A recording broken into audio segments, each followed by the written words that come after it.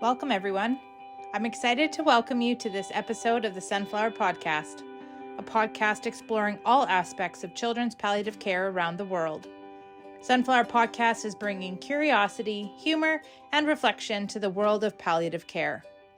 We're exploring the joys and challenges of working in this incredible field, including topics related to education, advocacy, self-care, service provision, and leadership from around the world. My name is Rachel Neufeld, and I'm thrilled to be here as a guest host for this podcast. I'm a pediatric palliative care nurse practitioner in Vancouver, Canada, working for Connect Place Children's Hospice. I had a conversation with Manon Ranger. She's a nurse by background, but is now a researcher with the BC Children's Research Institute here in British Columbia, Canada. She's also done some research with Two Worlds Cancer Collaboration in Nepal. This conversation brings both of these worlds together and how we might actually build upon this research and expand it globally. Hi, Manon. Thank you very much for taking the time to sit with me today. I was wondering if you can just let us know what your current role is. Yeah, so thank you for inviting me. It's really a great pleasure. I'm an assistant professor at the School of Nursing at the University of British Columbia here in beautiful Vancouver. And I am also a researcher investigator at the BC Children's Hospital Research Institute. So I do some research clinically, but also preclinical with some animal models. But mostly my research is in the neonatal intensive care unit. My population of interest is really the preterm babies and brain development. I wonder if we can talk a little bit about some of your background, how you got into research, and then we'll kind of get into a little bit about the specific projects. So let's start with telling us a little bit about your background, how you got interested in research, and how you maybe got into this current role. Yeah, so I started as a registered nurse back in Montreal, Quebec. And so I was actually a nurse in the neonatal intensive care, the NICU. And that's where I got my interest in this population of the preterm babies, but also pain, because there's a lot of pain happening and the procedures and things like that. And it was very hard to assess pain, especially with those little very fragile and preterm babies. Mm-hmm. And so I got into really asking questions and wanting to provide better care and better outcomes to this population. And so I did a master's, and then after my master's in nursing, I became a clinical nurse specialist for the acute pain service at the Montreal Children's Hospital still. But then I left, the NICU, and it was all over the hospital. So I worked with the anesthesia department, and we worked together to provide some acute pain service to inpatients. So it's not chronic, it was really inpatients. Mm-hmm. So we consulted all over, or we followed mostly post-op for really severe pain. Right. And difficult pain to manage. So during that time, I actually got to work a little bit in palliative care because they consulted the acute pain service for acute pain crises, even sickle cell and but also hard to manage cancer pain. But they had, at the Montreal Children's Hospital, they have their own palliative care, but we could work all together. Yeah, there is some overlap in those roles. Yeah, for exactly. Some of those kids, exactly. So, and then eventually I kind of saw an opportunity to do a PhD, and so I embarked in that journey. And unfortunately, that removed me from the clinical work, and I was more focused on research. And as a nurse that has a PhD, it's very hard to return to practice and do research while in your role as a nurse. It's not like the medical system where that's much more natural. So it's either with a PhD you become a professor, and then you're kind of removed. So we have a vision now, and we're really trying to push this to have a real nurse scientist where you are in the hospital and also linked to the university, and you do your research, but it's all together, because when you're removed from the clinical work, you don't really know what's going on, and you're disconnected, and it's very hard to do really like practice focused research that makes a difference with the realities of clinical work. Because your clinical work is what stimulated your desire to do the research. Exactly. But then if you're and I actually like haven't practiced in 15 years, and it's really too bad. And I've even tried recently to go back in the NICU to work to really know what's going on. That's not possible. You need two jobs. Like I couldn't do my full-time job as a professor and then do that.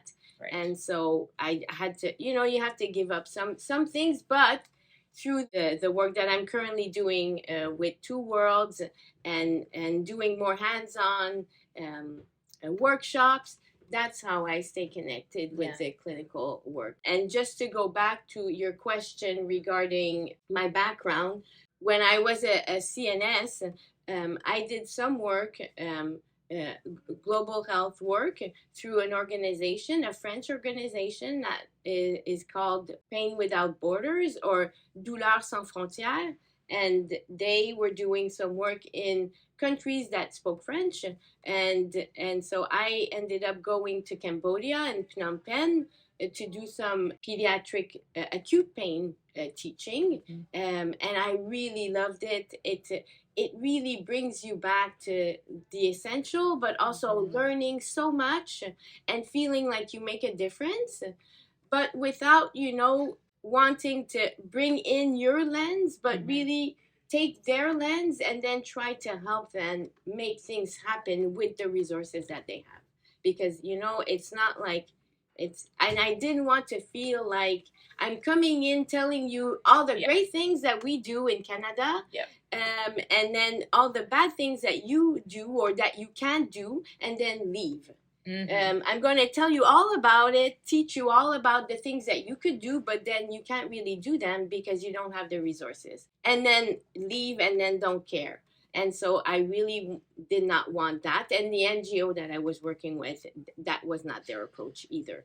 So, and returning the next year to see how they were applying the teachings that we had given them was really, they were so happy to see that we really cared and that we came back and that they were so proud to show us what they are doing. And we will talk about the work in Nepal, but that's how I felt when I did this again. Thanks for sharing that, because I think that that's also a part of what drew me to the work at Two Worlds Cancer Collaboration, and now specifically the Sunflower Network of pediatric palliative care, but the perspective of engaging with the local community of providers within their resources, however limited they are, to empower and educate and help them to build their own program. Teaching to fish instead of handing out fish perspective is a lot of what drew me to this work as well, because I agree with you. I love the follow-up that we've been able to do in some of these countries. And so specifically, how did you get linked with this particular research project in Nepal under the Sunflower Network? How did that link happen? I had this urge recently to become more involved again in global health, making a difference. And so, and at the BC Children's Research Institute, there was a special call for a small grant, a Catalyst grant. So it's like just a little bit of money, but just to start. And the lead of this global health research, it was a nurse, because they really wanted also more nurse-led research. And then I had met with her to just plant seeds saying, I want to be involved more.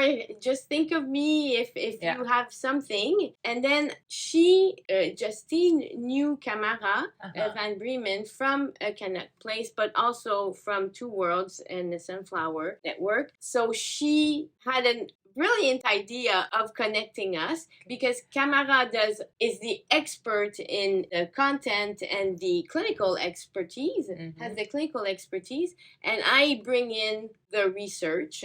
Also, I don't really have any expertise in palliative care, maybe a little bit in pain management, but that was it. And so really she brought us together, and then Camara has all the resources, knows all the people, and then thought of a project where it could be. In the grant, we had to have a local co-investigator.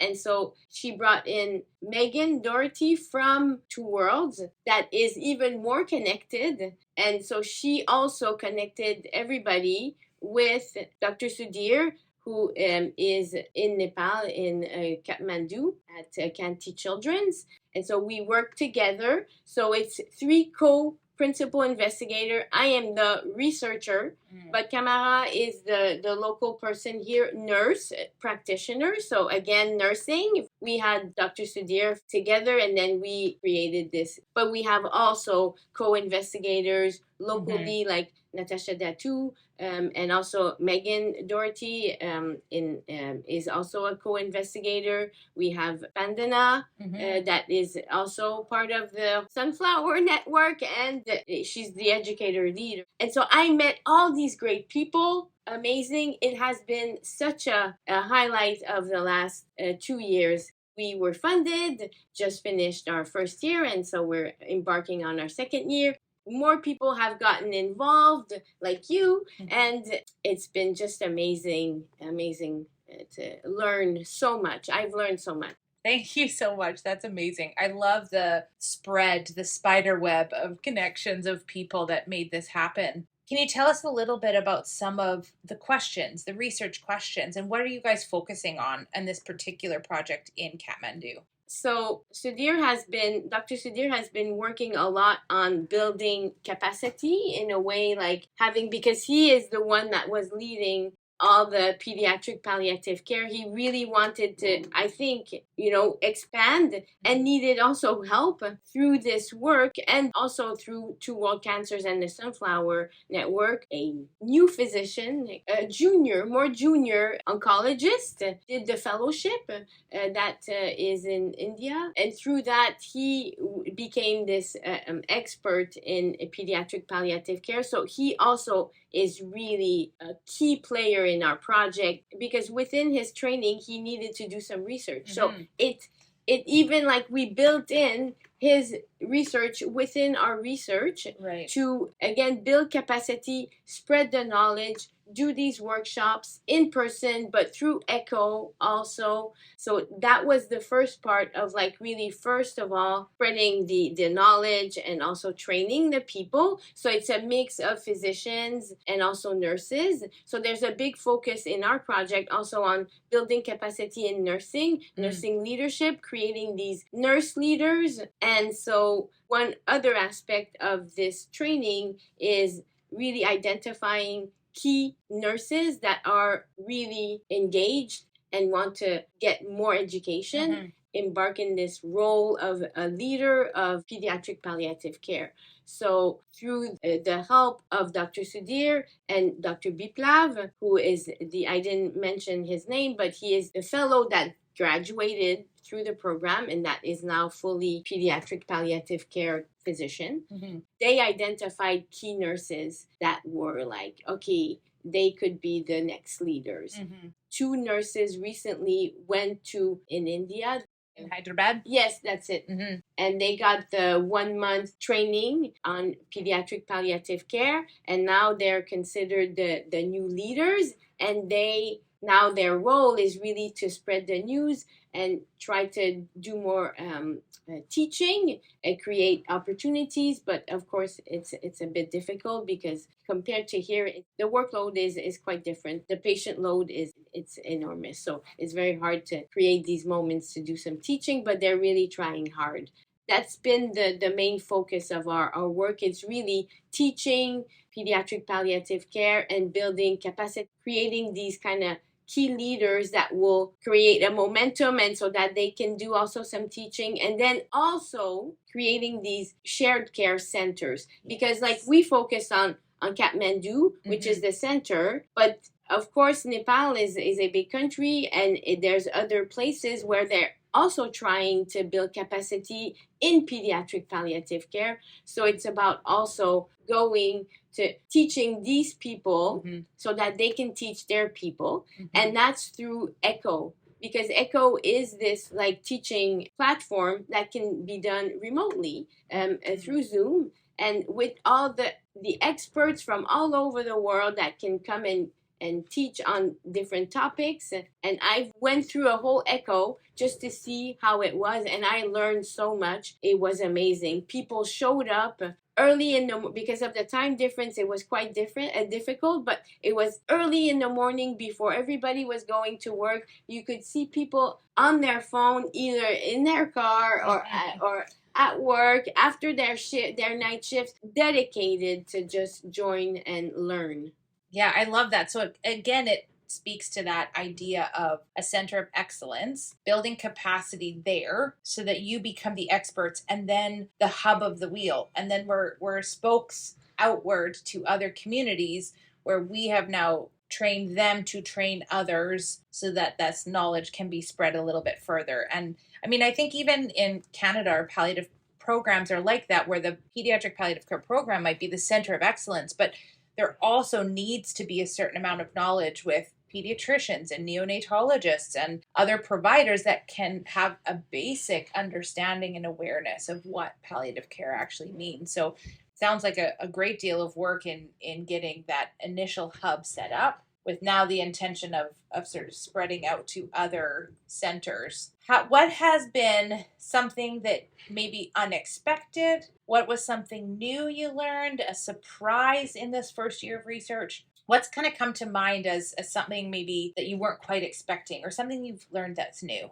Well, and thank you for clarifying all this networking and the Center of Excellence. That is it. Kathmandu, Khanty Children is the center, and then it's spreading it to all these shared care centers. So again, I was brought in as the researcher, and so I had to learn a lot the content, but then try to make it as a research project also. And so we had to do some measurements, and so we had to have outcomes that we were measuring. So we did some surveys, but also did some qualitative interviews.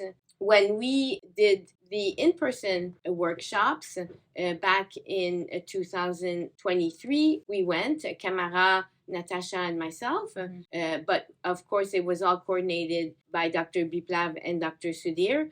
We had some 3-day workshop. The idea was that the interviews would be done in person while I was there, and it would be group interviews. But actually, that didn't happen because ethics was not done in at Khanty. So because we had ethics approval here at UBC. Okay, so we had to then we'll try to do it on Zoom, and Zoom is considered kind of like international, so we're covered, and we didn't have to go through the ethics in Nepal. But just coordinating that was difficult, because it's very hard to get them to connect to Zoom and try to find a date, especially with the 12-hour time difference and everything. So that was challenging. And so with research, you have to be prepared to just, okay, it's not going to happen the way that you planned it. Let's plan B. And even with the plan B, you plan that, okay, the interviews will happen at this time, and then people don't show up. And so you have to try to catch them again, but then you don't want to force them. He wanted 10 people.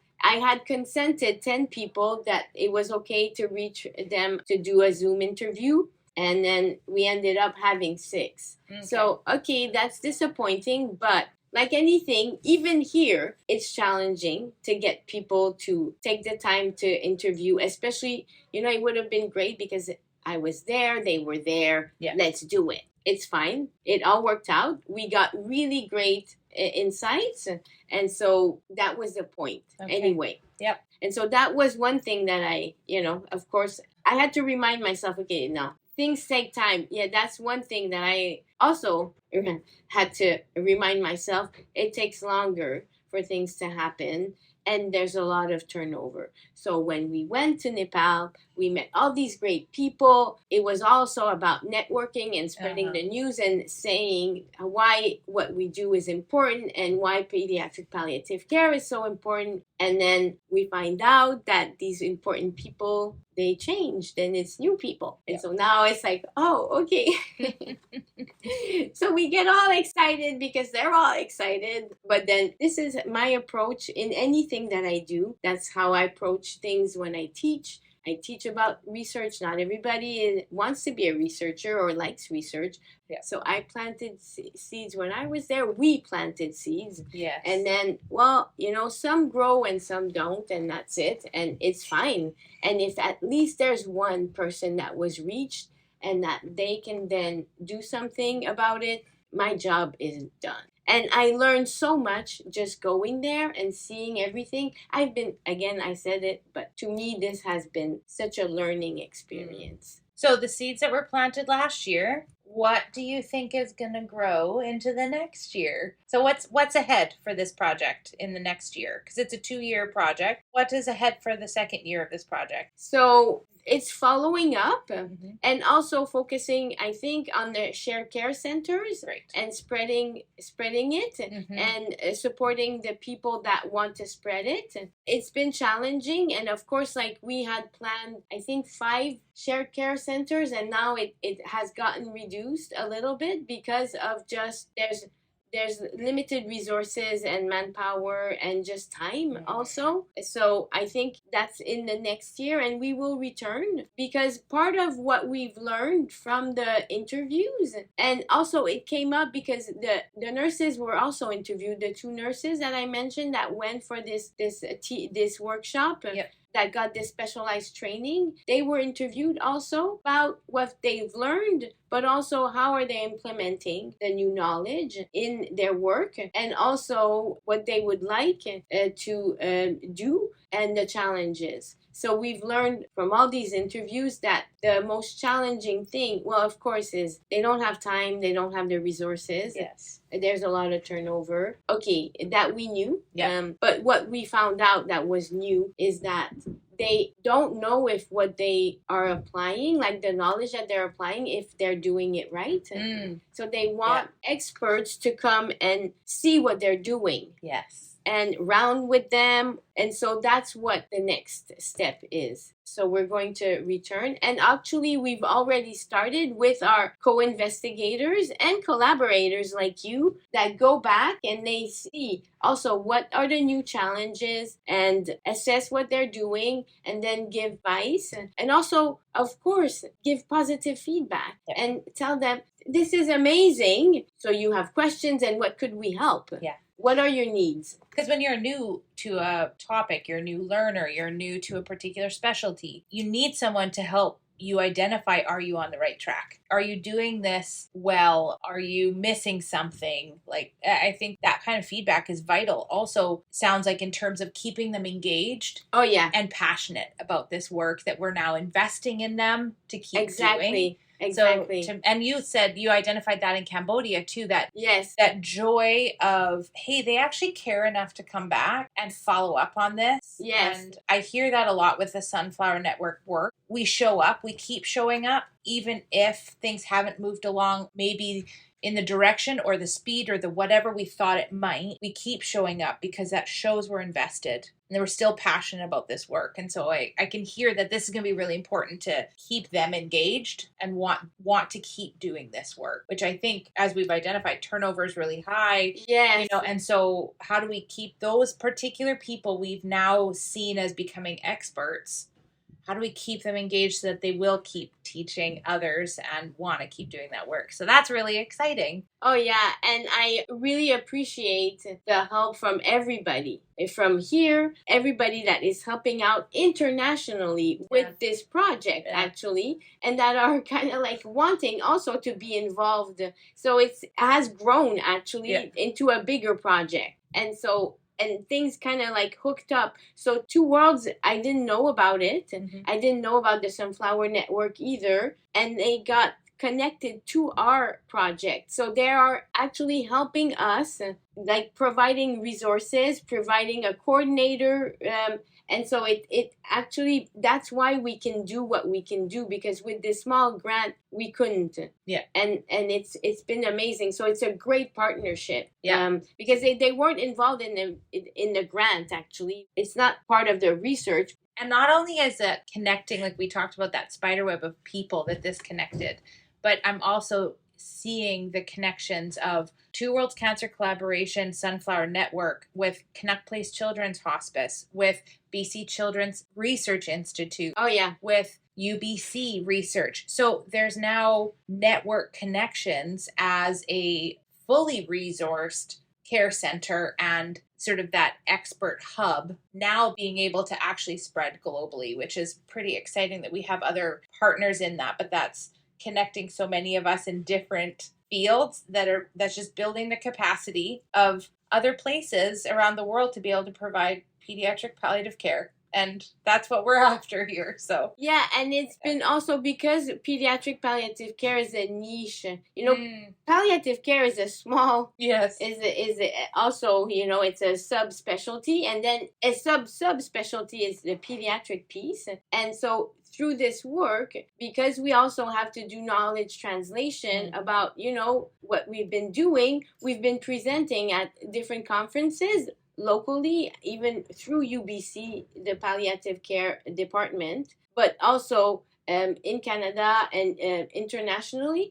And we're, again, planting seeds. Yep. Because then people want to get involved. And, I didn't know about that. Yeah. And so how can I help? Because, Two World Cancer and also the Sunflower, it's all about volunteering. And I want to stay engaged. And I hope that I can, because I'm not an expert in pediatric palliative care, but I think I can hopefully provide some support in some way. So you are. This is not the end, hopefully. Great. Because I've met so amazing people that I really have changed my life, how I see research and global research. And so it's only the beginning for me, hopefully. Well, and we need people with your skills to help guide some of us clinicians that don't have that researcher skills base, right? So the collaboration, I think, is ideal in terms of your background, but now your expertise in being a researcher, collaborating with those of us that are clinicians and someone like myself who is not a researcher by any stretch of anyone's imagination. So I think that this is going to be a fantastic foundation of collaboration, and I'm really looking forward to more work that we're going to see. So thank you very much for taking the time to sit down with me today. It's been an absolute pleasure talking with you, and I'm looking forward to the next stuff to come. Well, thank you so much, and thank you also for your work with us, because I know that you've been to Nepal and doing some follow-up and workshops, and so really thank you, and thank you for interviewing me. It's been a pleasure. Thanks. Thank you for listening to this episode of the Sunflower Palliative Care Podcast. These podcasts grew from a seed of an idea as we talked with our colleagues in the Sunflower Children's Network. The Sunflower Children's Network is an initiative of Two Worlds Cancer Collaboration, which focuses on children's palliative care. We hope to build a world where no child suffers from serious health-related issues. To learn more or to donate, please visit twoworldscancer.ca.